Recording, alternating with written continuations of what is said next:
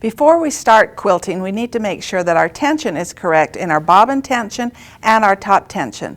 The first thing we need to remember though is our bobbin tension is that foundation. We always set that bobbin tension first and then we start adjusting the top tension. So I want to show you how to set that bobbin tension so that we get that accurate and then we can have more success with our quilting. So the first bobbin case I have is a bobbin case that is too tight. And this is what happens. I can bounce that, but you don't want to have to bounce that. You want it to stand up in your hand. So this is too tight. The next bobbin case I have, this one won't even stand up in my hand. It is so loose. So the issue with this is I need to tighten the tension spring. And to do that, I use my little screwdriver. But before I do that, I can see that there is an issue here. The issue here is there's a little ball of lint caught under the tension spring. And so it has actually raised that tension spring up so that I can't get the correct tension.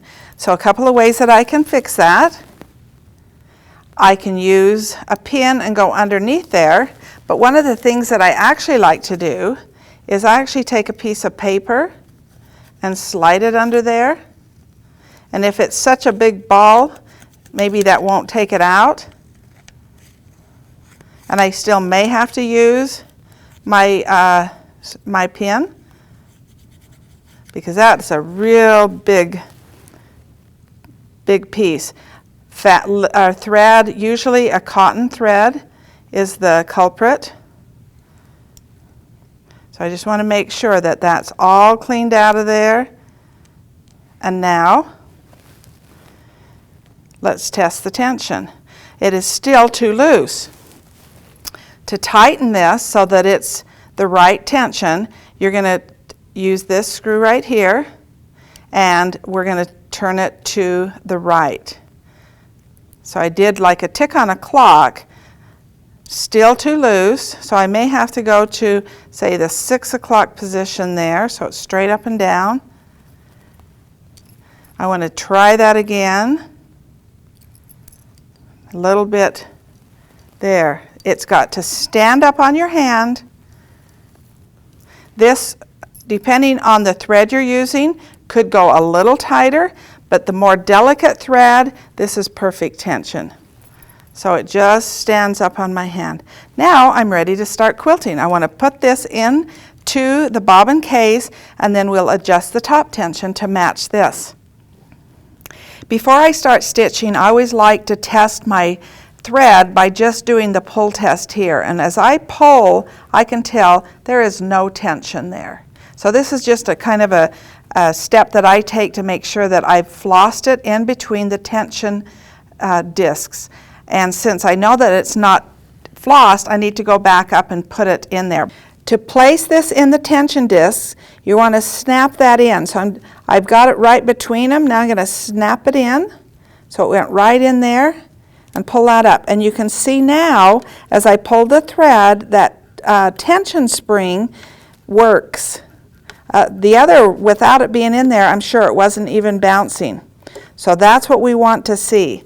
And let's tighten this up here. Get this thread out of the way.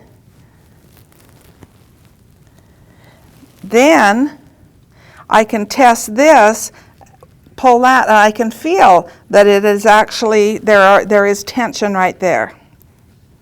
Now let's go ahead and stitch this. And my easy set tension says it's at 405. So we'll go ahead and test this.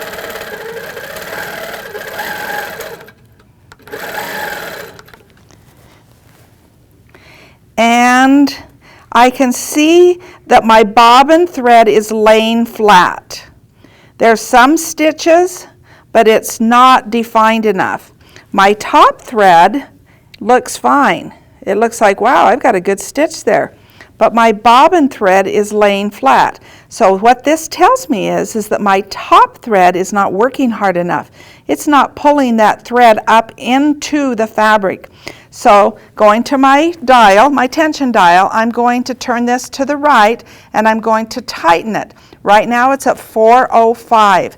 I'm going to actually turn it maybe up to 500, and then I'm going to test it again.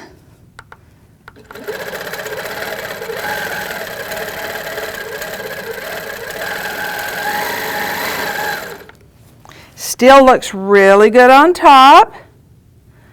Let's see what it looks like on the back. It's looking a lot better. I'm still maybe seeing a little bit that I could tighten it. So I think I'm going to go up, maybe up to 520. So maybe just a quarter of a turn. Stitch some more.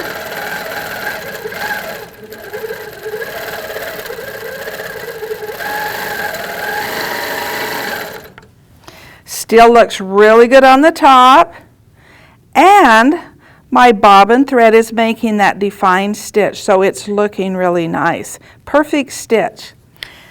Then again, I could pull this and say, oh, that's what it's supposed to feel like as I pull that thread.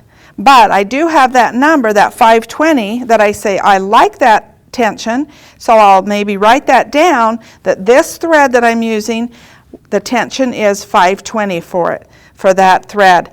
So I'm going to actually tighten this up.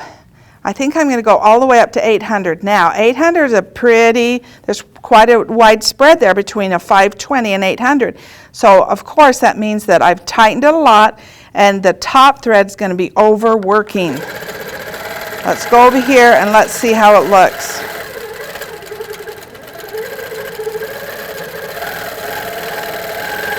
You can see how the top thread is doing too much of the work. It's bringing up that bobbin thread. You're seeing little eyelashes here. If this was a delicate thread, the thread would have broken.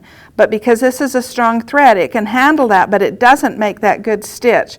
We want that really nice stitch where the top thread sinks down into the fabric, the bobbin thread is drawn up into the fabric. So the bobbin thread looks really nice, but the top thread has a problem. So as I move this back down to my 520, which is a couple of turns on the dial, so I'm back down to my 520. Then when I stitch, the top thread looks good.